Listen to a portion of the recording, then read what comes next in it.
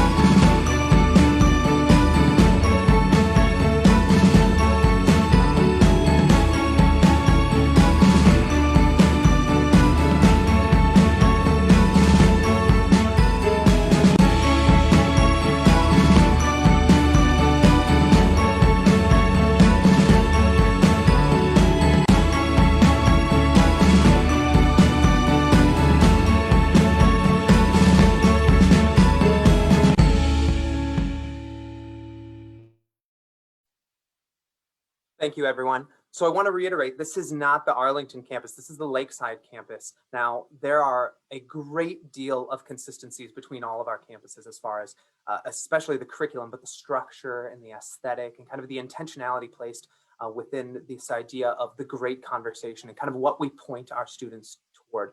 So I'd like to speak briefly about that intentionality of the aesthetic, kind of a philosophical introduction behind why we do what we do with response to the setup of our schools. So on the interior of our campuses, students will find the elevation of the Western tradition.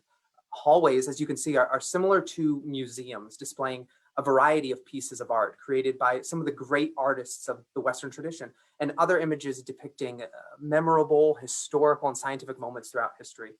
We don't seek to fill the hearts and minds of our students with images of ourselves, of Great Hearts as an organization, but rather with those of the nearly 3,000-year-old tradition of the West, of where we've come from as Americans. Similarly, we don't hang motivational slogans or posters in our hallways or in our classrooms. To do this would be counterproductive, since we seek to nourish our students with beautiful images, not cheap or overly sentimental one-liners. You could see in the classrooms that, of course, students or teachers have the autonomy to create their own space within their section. But you also saw that it was very minimal and it was very content-driven, academic-driven, so that students don't have a plethora of distractions in their visual sphere. We point students toward the transcendental ideas, even in very aesthetic ways. Another principle of our academies is a level of aesthetic uniformity within each individual campus. A physical uniform is a reflection of a consistent commitment to the same ideals within an academy, and it visually shows that we are of one school and not separate individualized classrooms.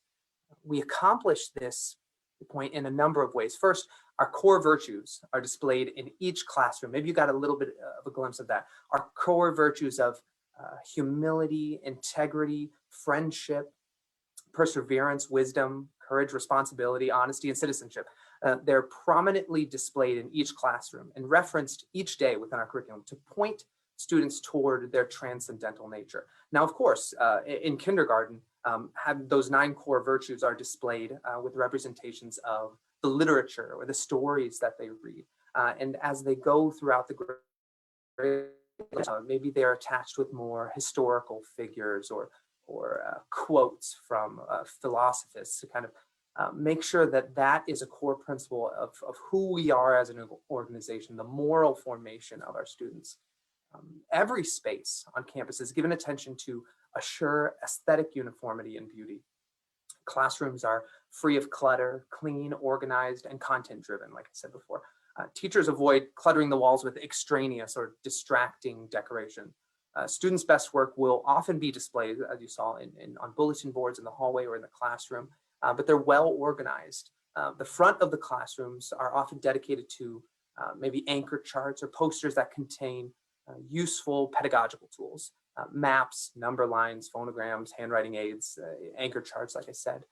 They're devoid of unnecessarily distracting images.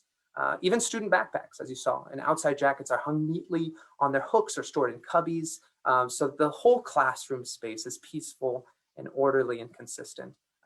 The operating principle of our campuses is less is more. We want students to focus on the content and on the conversations rather than the aesthetics. So that's a little bit about kind of our philosophy of how we set up our campuses. Now, I'm going to talk a little bit about the differences between our Lakeside campus and our Arlington campus. Again, there are a lot of consistencies as far as the structure and the aesthetic, but there's going to be some differences as well. And rather than talking about it, I'm actually going to show you the most recent aerial photo from our wonderful snowstorm that we had a couple weeks back. So as you can see, it's really underway. It's under construction. It's getting along very nicely. And I'm going to point out some important features that might be different. So on our campus in Arlington, we will have all of the K-12 students under one building. Now at Lakeside, they'll have 2 separate buildings. In Irving, they have 2 separate buildings. Now they are one school, but they have 2 separate buildings. Now in Arlington, we will be one large campus, one large building. And I think that provides a lot with respect to the student interaction, those kindergartners seeing what it is like for mature students to interact with one another and kind of what the progression looks like over the years. So as you can see here, out here is Cooper Street, and over here is a small street called Eden. Now, Mrs. Garthune is going to talk a little bit kind of about that drop off and pickup. You can't really see the roads here, but all of this is parking and traffic flow. And that's, again, intentionally planned out so that we can get all of our wonderful scholars on and off campus in a timely and safe manner. But this is our main entrance here, and we'll have office rooms here. And then as you go down this hallway, nurse's room, and then the multi-purpose room. Now you saw that at Lakeside, and that's where students do PE and they eat lunch. But also right here, this large rectangle here is our auditorium, our basketball court, our gymnasium, our athletic director's offices, a weight room, locker rooms. So we will be building, because we're starting K-7 and we have that middle school, we start here with a full gymatorium, an auditorium gymnasium. Now, on the first floor here, we're going to have second grade, first grade, and kindergarten. 4 sections of kindergarten, 3 sections of first, and then 3 sections of second grade. Now, third grade will be on the bottom floor right here. Now, as you go upstairs, we will have 4th, 5th, 6th, 7th, and then 8th here eventually. So we're going to start K-7. So we'll have some flexibility to grow into our space over those few initial years. Now, in that third year, when we go into phase 2 of our building, you can kind of see this rectangular area. That will be phase 2. When the students go into 9th grade, they will grow into an annex building here that will be built on to our building for the high school wing. This square right here will be the playground, very important, of course. And then out here is our soccer field, our football field, our play space out here as far as sports go. So as we continue to do these information nights, we're going to provide you with updated visuals of our campus. And then starting next week, we're going to try to get onto the construction site, the ops team and myself, to kind of give you a walkthrough and show you video of it actually building. And I think that's really exciting. So I'm going to stop sharing there. So I talked to you about kind of our philosophy of aesthetic. I showed you a little bit of the structure and what's going to be consistent as we move forward. But I would love to get into some very specific information. So I'm going to bring on our Director of Campus Operations, Mrs. Garthune, and she's going to share with you a lot of logistical information, kind of what the students will experience throughout the day. Thank you, Mrs. Garthune. Thank you, Mr. Dunnick, and thank you, families, for choosing Great Hearts. We are so excited to have you join our school. Just wanted to start out by reminding you all that we are a public, nonprofit charter school. We abide by all Texas state guidelines for public schools, and we really strive to offer the same level of academic support and special services as your local ISD. So if you have any questions, please do not hesitate to reach out to our team. We are here to support you and partner with your family in this great work. Thank you to parents who submitted questions beforehand. I'd like to describe a little bit more about the outline of what the daily operations of our school will look like starting in August. So many parents have asked if our campus will offer a distance learning or online learning option for the next school year. Great Hearts Texas announced last week that the only online option for the next school year will be through Great Hearts' new virtual campus, Great Hearts Online. Great Hearts Arlington will not offer a distance learning program next year. If your family is interested in virtual learning format, we'd like to encourage you to apply with our sister campus, Great Hearts Online. We are going to share a link to the website for Great Hearts Online in the chat box and are happy to answer any other questions you may have regarding this. As many of you know, when we open our doors to students in August, we'll be opening as a K-7 school and adding a grade each year until we're a full K-12 campus. We are really happy to announce that the official school calendar for the upcoming school year has been published. So mark your calendars. The first day of school for Great Hearts Arlington will be Wednesday, August 11th. We will be sending a link to the calendar out to our registered families in our new weekly newsletter that will be starting this week. And it is also available on our school website. We do offer the same traditional schedule as your local ISD. such as fall break, Thanksgiving break, 2 weeks off at Christmas, and of course, all the national holidays and summer break and spring break and whatnot. As far as a daily schedule for the school begins at 7:45 and ends at 3:30. On half-day Fridays, we'll begin at 7:45 and end at 1:30 p.m. Regular attendance and arriving on time to school are so vital to a student's attitude and their success as a scholar. Those first few minutes of every school day are especially important in establishing the conditions for a successful day and a truly joyful day of learning. Families are expected to arrive before 7:45 a.m. Those who arrive after 7:45 will be asked to park and walk in their students, sign them in at the main lobby. Students who are not in their classroom by 7:45 will be counted as tardy. Throughout the school day, students can expect to have a regular schedule with a variety of subjects, such as English language arts, literature, science, history, math, music, and PE for specials. Most grades will have 2 recesses each day, along with 2 specials. Fridays will have an adapted class schedule due to most Fridays being an early release day. The school day ends at 3:30 p.m. During afternoon pickup, parents will be asked to follow our school traffic plan and remain in their vehicles as teachers assist with loading their students. We do plan to share more specifics regarding our car line as the year moves forward. Some parents have asked if we will offer a walk-up option for parents who do not use the car line. We do hope to have a walk-up pickup option available and will communicate those details to our families once those plans have been finalized. Students who are not picked up during the afternoon pickup window will be sent to our after-school program, which is called Athenaeum. Athenaeum is really special in that it is focused on the liberal arts and promotes learning by providing students really dedicated homework time, in addition to an array of enriching, academically oriented activities. Athenaeum is aimed at improving students' scholastic performance by reinforcing the lessons and virtues and curriculum of the classroom. It's really an extension of the school day. The program is offered every day from the dismissal bell until 6 p.m., including the early release days.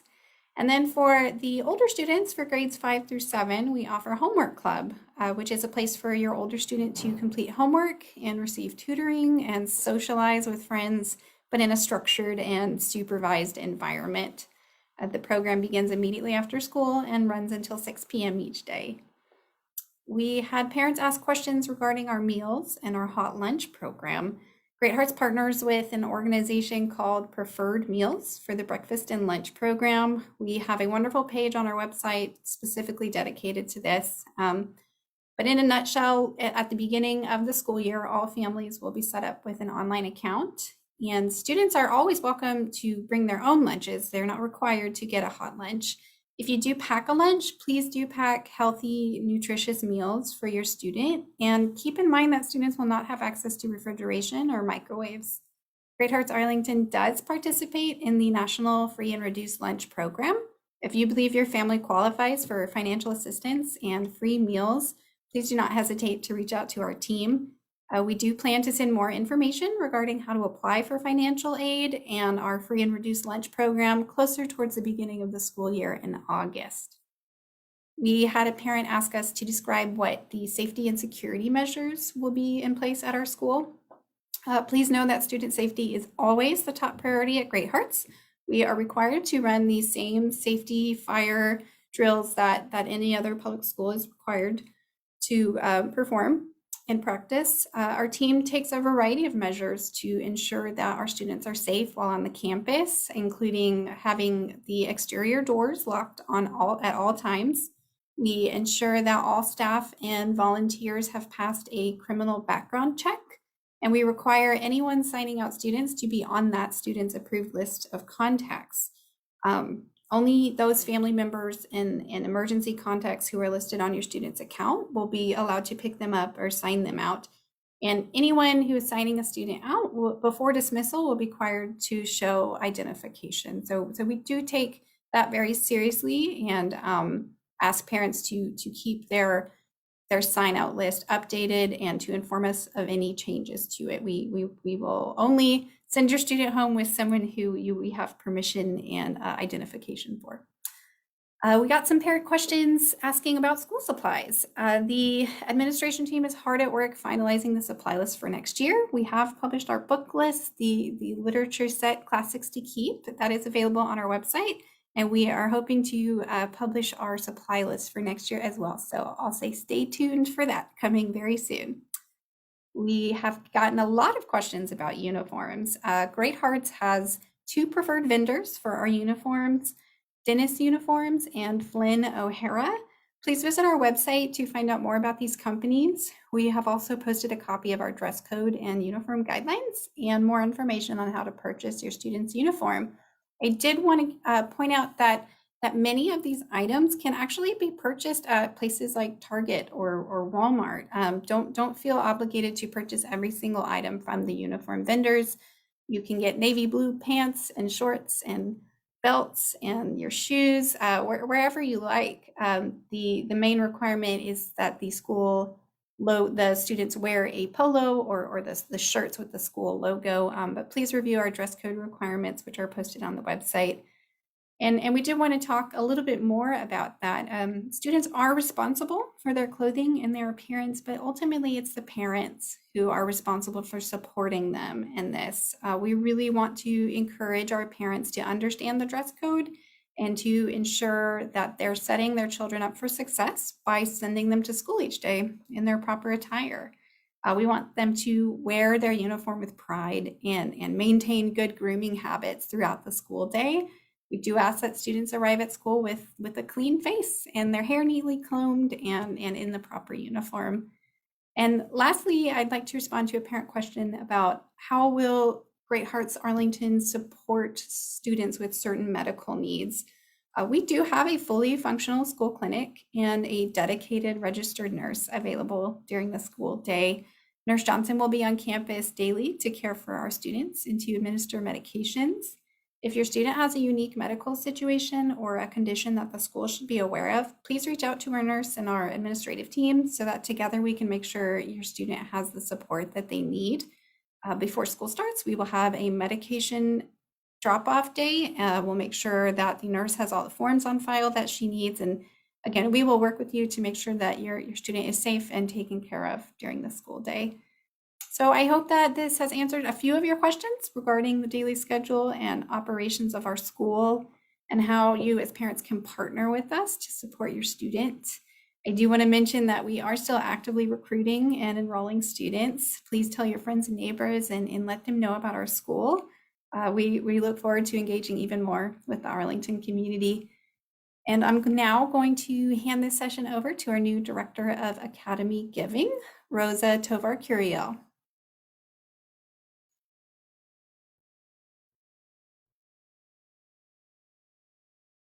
Well, we might be having some technical difficulties.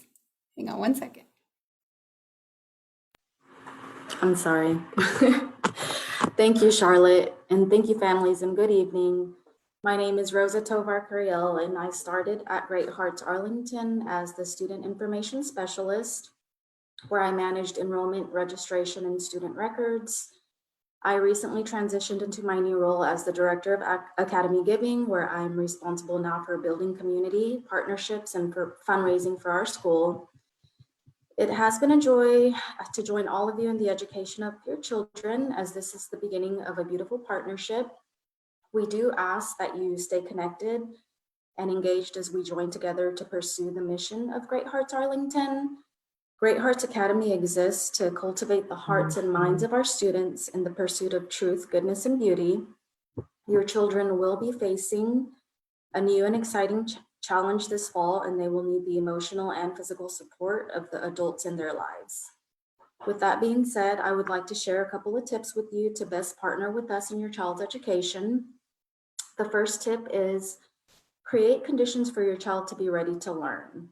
Make sure that they get a full night's sleep before coming to school, eat a nutritious breakfast, that they stay clean and that they're in dress code when they're going to school. Also, just make sure that their backpack is loaded with homework and that their planners in their backpack and also their books. These things will definitely ensure that your child walks into our doors ready to be confident and ready for school. Second tip is to stay positive. Assume goodwill on the part of faculty, staff, and administration. Engage in proactive communication with teachers. When your student is struggling, stay empathetic, and also become familiar with and follow the Great Hearts Academy procedures and guidelines. And last, let us know if there's anything that we are missing. I'd also like to talk a little bit about the Parent Service Organization. I know that we've had parents ask questions about our PSO. We're still in the launching stages of our Parent Service Organization. For those of you who are not familiar with PSO, it is a community of parent volunteers that provides a support system to enrich students' academic experience. We volunteer our time in service, sponsor and promote social activities, and provide programs to benefit and support the faculty and administration who are working to fulfill the Great Hearts mission to cultivate the hearts and minds of students. Please stay tuned for more information to come regarding our PSO. And I'd also like to talk a little bit about communication. So you can expect weekly newsletters from the school. This would be your main source of up-to-date school-wide communication. And we strongly encourage you to read the newsletter each time it comes out. Another source of communication would be the website. It's a valuable source of basic academy information, such as contact information for administration and faculty, the school calendar, which is already on the website for the 21-22 school year, dress code guidelines, the classics to keep list, and the archive newsletters. You can also expect emails from faculty or administration, based really just when it's time-sensitive communication specific to your child. As members of a new school community, there will be plenty of opportunity for productive inquiry and discussions, such as our in-person events. Throughout the year, school parents will have the opportunity to interact with faculty and our administration during events such as Meet the Teacher Night, Curriculum Night, and Coffee with the Headmaster. With that being said, we have our park hangouts coming up soon for April. Please stay tuned for emails and more details on our park hangouts. We'd love to see everyone there. And we are also looking at having an open house event in the coming months. One last thing I would like to mention is our community investment. Community investment is our annual parent giving campaign. It helps bridge the gap between the base funding Great Hearts receives in governmental support and what it actually costs to deliver this robust classical liberal arts education. It allows for campus investments and improvements, and it also the fund remains with our academy and goes to support our teacher salaries, our health benefits, professional development, and athletic supplies, specialized instruction such as art and music, and last but not least, our building and our property maintenance. So I would like to ask each and every one of you, if you haven't already, when you are submitting your online registration packet, please stop and read the community campaign form on how you can support our school. If you have already filled out the form, I want to thank you so much for your support. Your help is going to do so much for our school. If you have any questions at all regarding our community investment, please do not hesitate to contact me. Thank you so much for your time. And again, I look forward to building a great partnership with all of you.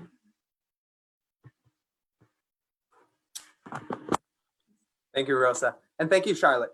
Our operations team is working tirelessly every single day to get ready for our school to start, from registering parents to looking at the building of the actual building, ordering the artwork, ordering the school supplies and the curriculum. It's a big job. And again, Rosa and Charlotte, I want to say thank you, and all of our operations team that has already come on board, working tirelessly to get us up and running. So parents, community members, I know this is a lot of information, and it would be really difficult for you to scribble down and take a lot of notes as we're attempting to answer all of your questions. So what we are going to do is, of course, answer as many questions as we can during this session, but we're also going to follow up in our newsletter and with parent information modules to kind of walk you through all of this logistical information. Like, remind me, where do I get the school supplies? What are the edukits? Where can I get the classics to keep? When does school start? How does pickup work? All of that will be contained, and we're going to kind of scaffold it out toward you in little chunks. And it's all going to be on our website as well. So don't feel like you need to go back and watch this video again to get all the nitty gritty information. We're going to provide that to you in a very productive, effective way. But we do like to answer the questions that kind of come up in the chat, or people who provided some questions previously before this information session. So I'm going to get into some of those questions, those parent questions, as they have come up. So we did have a question about a little bit more specificity of drop off and pickup. So Mrs. Garthune talked about the academic day goes from 7:45 to 3:30. Now we have a half-hour window before and after for that pickup to actually happen. So students can start being dropped off at 7:15 a.m. and then they have half an hour to get through the line and get to their classes so that our day can start at 7:45. Similarly, at the end of the day, we start pickup at 3:30. Now, we've been very successful at all of our campuses at getting to the point where all of our students get picked up during that time.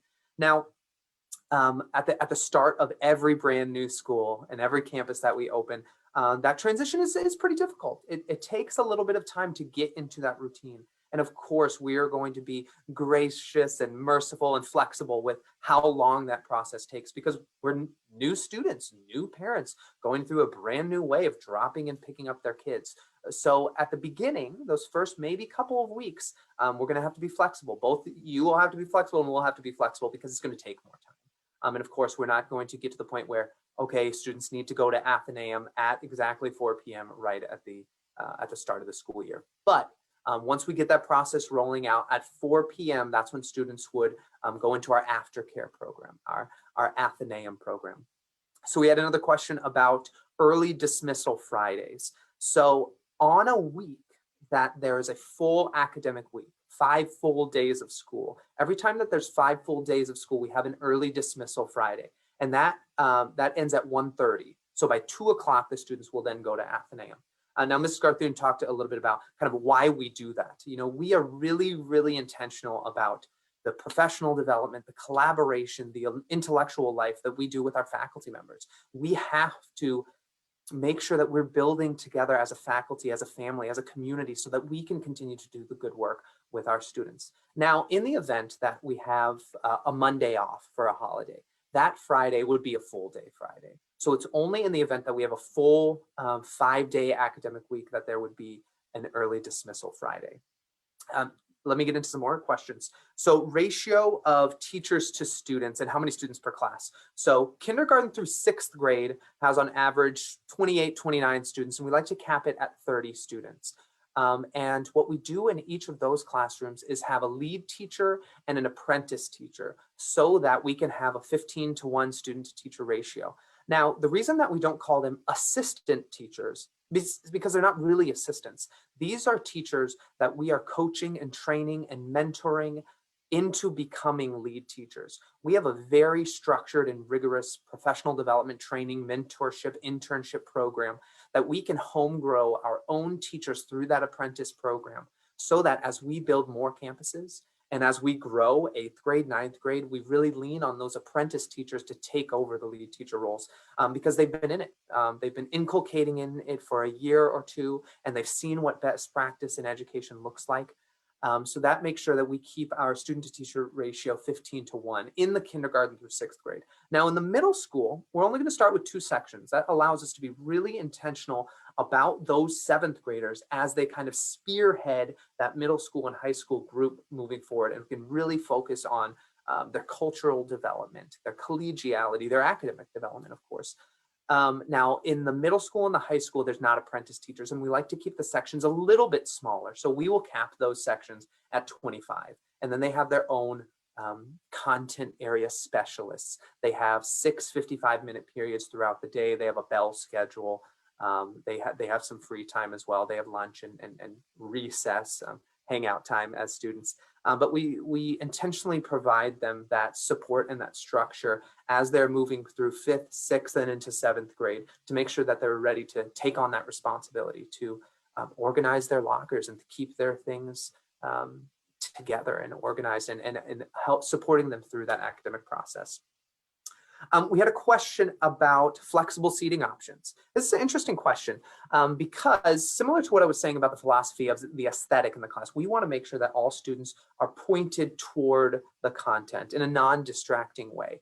So with respect to flexible seating, if students need accommodations and support with respect to sitting on a yoga ball or having a stretchy band or having like a seat cushion that they need as far as an academic accommodation, we definitely do that. But for the majority of students sitting in a scholarly position at their desk facing the instruction that is happening, that allows them to focus on the conversation and the content at hand. We never want to put students in groups where students' backs are to the learning that is going on. Of course, we do reading groups and we do collaborative discussions where students get together in groups, but the majority of the time the desks are in rows facing the instruction that is happening. We had a question about our grading system and maybe the difference in our intentionality of grading systems. What I'd like to speak about is the addition of a qualitative and quantitative assessment strategy. So similarly to how we instruct our students, it being holistic, like their bodies, their minds, their souls in this moral development and holistically treating them as whole human beings and instructing them in that way. Similarly, we attempt to assess them in that way. So it's not just about content and skill acquisition, which is important, but it's also about their depth of wonder and sense of inquiry and participation in their learning. We want students to be active participants in the learning journey. So we have an internal rubric to kind of assess, like, are students really engaged in their learning? Are they less passive participants and more active participants in their learning? Are they a part of the conversation? Are they inserting themselves into the great work that we are setting up for them?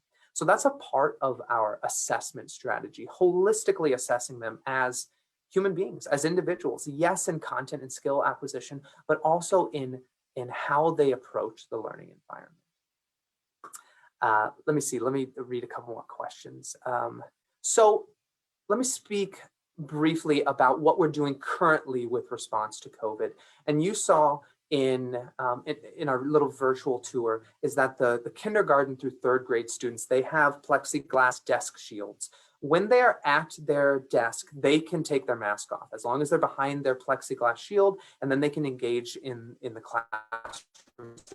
We believe that that's developmentally appropriate for those younger students. Now, once they get into 4th grade, they have to wear their masks. And you saw that in the 5th grade classrooms, they don't have desks, they have tables, and it allows them to interact in more authentic ways. So those students, they do wear their masks. And as much as possible in the class, we do social distancing as much as possible. We fundamentally believe that all of our students need to be at school physically. Of course, if there are extenuating circumstances, we have the online and the hybrid option, but we need to encourage students to be in person in their educational environment. Now we're doing much more social distancing for lunch and attempting to do so in more extracurricular areas to be safe because, you know, we are in a health crisis. But we fundamentally believe that students need to be on campus. So doing that behind the plexiglass shields and with their masks allows us to mitigate those health concerns. Let's see. So we had some questions about the canon of instruction and maybe in normal public schools, the diversity in student tracks of instruction, whether it be extracurriculars or choice classes or different academic roads, may it be AP or not. We, again, fundamentally believe that the course of instruction from K to 12 should be consistent. There are fundamental things that us as human beings in the West should acquire as far as content, skills, habits of intellectual learning. And so the answer to that question is no. We have one track for all of our campuses. All of our multitude of campuses in Arizona, all of our campuses in San Antonio, all of our campuses in North Texas as well. And that has really allowed us to be consistent with our expectations, both behaviorally and academically, and provide students with a very deep, strong foundation of our Western culture and the habits of critical thinking and observation and reflection so that they can leave our campuses and go into diverse academic fields. Now, each campus has a little bit of autonomy in their foreign language program. So we had questions about Latin. Now, with respect to all other content areas with Great Hearts Lakeside and Great Hearts Irving, lower school and upper school, our curriculum is consistent. Now, foreign language is a little bit different. We take into consideration the community of students that we are serving in each of our regional locations and kind of the intentionality of what our foreign language program looks like. So at Irving, they start Latin in kindergarten. At Lakeside, they start Latin in 4th grade. Now, we believe at Great Hearts Arlington that the breadth of foreign language acquisition, both with the Spanish language and with the Latin formation, is done well in a holistic approach. So the curriculum that we use is a 6-year curriculum in Spanish, kindergarten through 5th grade, that's 6 years. And if we were to truncate it off a little bit earlier than that full curricular development, I think it does a little bit of a disservice to finishing that program. So we've said we're going to do kindergarten through 5th grade as Spanish, and then starting in 6th grade, the students will do Latin. Still as a special in 6th grade, and then in 7th grade, a full course content as 7th grade Latin. Let's see. Curriculum, we talked a little bit about curriculum. Special education, dyslexia, 504, students who need academic accommodations. We have all, we're a public school. We have all the necessary information, people on our campuses to provide accommodations to anyone who needs it. So we have 504 coordinators, we have special education coordinators, teachers and assistants. We have dyslexia specialists. Now with students who need academic support, what we love to do is not pull them from core instruction. So maybe at a public school, it's like we're removing them from math class to give them additional intervention support. Each classroom each day has a flex period. We call it Lyceum, a flex period where students who need ESL support, dyslexia support, OT, speech, maybe special education support as well. We try to keep that during the Lyceum, during the flex period. So students are not pulled out of core instruction to get accommodations. They're not pulled out of math. They're not pulled out of science. They're not pulled out of music or art, because we fundamentally believe that those things, as us being humans, are really important to our development. So if you have a student who needs accommodations, when you are registering, make sure that we get all the paperwork that you have. If you're coming from maybe a homeschool situation or a private school situation, that's not necessarily a full individual education plan, a full IEP, you should get us that information, whatever paperwork that you have, as quickly as possible so that our special education coordinator can make sure that we, from the very beginning of the school year, provide them with the necessary accommodations to be successful. And we can do the testing and the writing of the IEP, the individual education plan, so that each student who comes to our campus can be successful. We want anybody who wants to join into this great conversation to do so and not feel like they're going to be turned away or their student won't thrive in this environment. We provide everything so that even special education students are getting this classical education methodology, treating them as full human beings in their holistic development. That's really, really important to us. So some people asked about extracurriculars. Now, you saw that, and I didn't mention, someone had a question about library. We will have a library at our Arlington campus. And you saw that we have a gymnasium. We're going to build a soccer field, a football field. Now we are going to have to make sure that we start with strength and intentionality for opening a brand new school.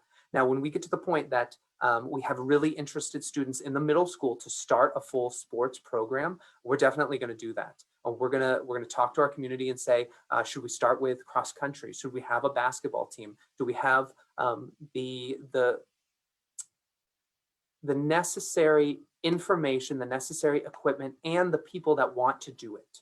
We like to do all of that stuff internally. Our teachers, our coaches, we partner with our students and the community to provide these opportunities. Similar question to band and choir. Now, they are not a part of our core curriculum instruction, but they are a part of our clubs. as the students get into middle school and high school with respect to theater, drama, choir, band, maybe some of those other extracurricular options, similar to sports.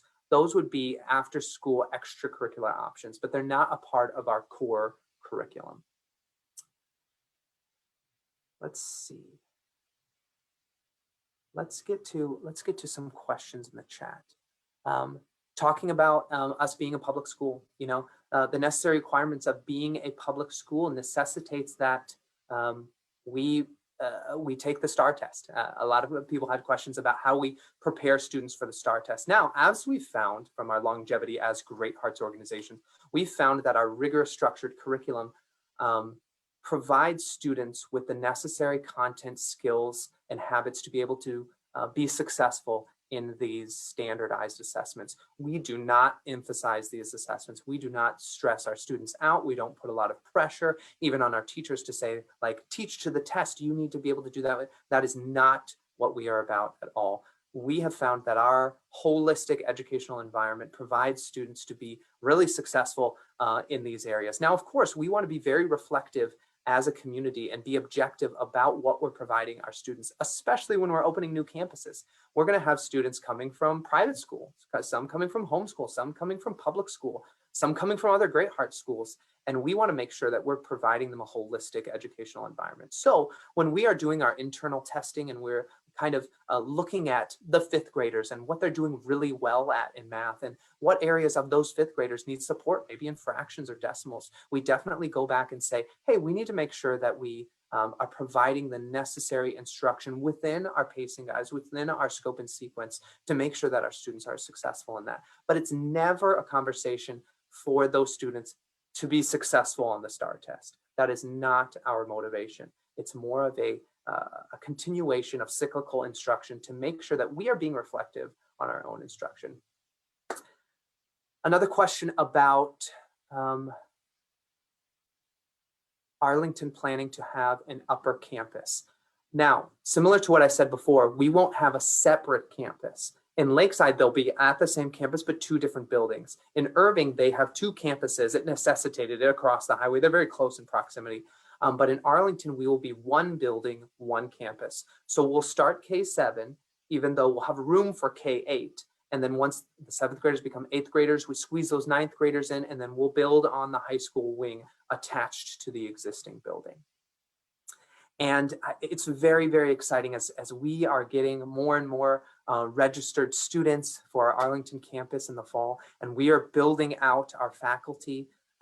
We are getting an extraordinarily diverse set of students from the community, but also of faculty members. We have a good number of faculty members coming from other Great Hearts schools. We have teachers coming from our Irving campus, teachers coming from our Lakeside campus, teachers coming from San Antonio campuses, coming up to the DFW area. We have teachers coming from Great Hearts, Arizona, who are really excited about opening a new campus and being part of something new and intentional and being in the community with brand new kids.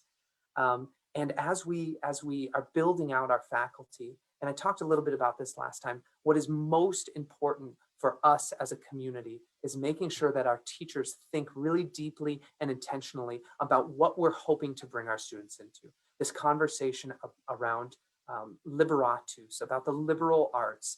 We partner with the University of Dallas, with Wyoming Catholic College, with St. John's, St. Thomas Aquinas, to bring in faculty members who, yes, are experts in their field of math and science and physics, but also understand this conversation of who we are as human beings.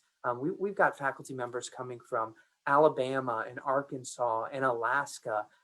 We really spend a lot of intense time with our talent team, making sure that we get the right teachers on board who are able to inculcate our students in, yes, content and information and skills, but much more importantly, this habit of thought, this moral formation, this seeking after absolute truth and developing their aesthetic sensibilities.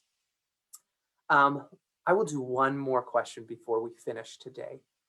With extracurricular activities, will there be an additional cost to participate aside from the cost of the materials? Now, as we build our budget out and we're thinking about basketball, which is a pretty expensive sport. And we're thinking about volleyball and we're thinking about soccer. What we try to do is keep it equitable between all extracurriculars so that basketball is not more expensive than soccer. But because of us being a charter school, we kind of have to support our own growth in all of those areas. And so there will be an additional cost, a very nominal, affordable cost. And what we also do is students who are really interested in doing lots of sports, 4 different sports, we cap it at a certain number of sports or give a percentage down to say you don't have to pay the same amount for every sport. And similarly for families, if there's 5 kids in your family that you have through middle school and high school, that gets to be a lot of money. So we have a really intentional structure about what the cost is for each individual sport and making sure that it's affordable for if you have more children, if you have siblings, and then if you're playing multiple sports. So I'm not going to get into the specifics of what that cost is, but it's affordable and it's going to be similar to our Irving campus, and we're going to have a similar structure so that we can, pay our teachers to be coaches, and we can buy basketballs and buy volleyballs and soccer equipment and uniforms. So that necessitates that as well, similar to a public school. So again, ladies and gentlemen, community of Arlington, I really, really appreciate your time this evening. Again, this was a lot of information. We're hoping that our operations team and our marketing team is putting answers to the chat on our Facebook Live, and you can always go back and watch this. But these are fantastic questions. This is what you really care about and thinking about transitioning to a brand new school. It's you guys, it's your parents, it's our community going to be coming together. So again, we're going to get as much information from the questions that you asked and either do an FAQ and post that in the newsletter or start to put together parent information modules. Like these are commonly asked questions, and these are really logistical and operational information that we can provide to you. Similar to what Mrs. Curiel said, we've got some great events coming up. Our information night later this month, we're going to hope to open up the capacity to that. We're still going to be really safe and wear masks and social distance, but because we're going to increase to what the capacity of the building is, we're hoping to bring more people there. I know you want to see us in person. We want to see you in person. And we've got some park meetups. We'll get those out in the newsletter so that we can just hang out. You can see us. We'll bring some teachers out. We can meet as a community. And then later on in April, we're going to have a Saturday where we're going to have an open house at Lakeside and hope to bring anybody who can drive out to Fort Worth and say, come on, come see what it actually looks like in real life. I know it's really difficult to look at a video of what it looks like. And it's not Arlington, but we're still under construction. But again, there's going to be a lot of aesthetic and structural similarities. And then we can have in-depth conversations about your specific questions because we want to get to know you as full human beings because you are who we're partnering with. You are our community. And we want to start building those relationships in real life as much as possible. So, ladies and gentlemen, I really appreciate your time. Thank you for spending the evening with us. I appreciate your time being here and look for more information to come on our Facebook page, on our website, and on our newsletter as well. So thank you, everyone.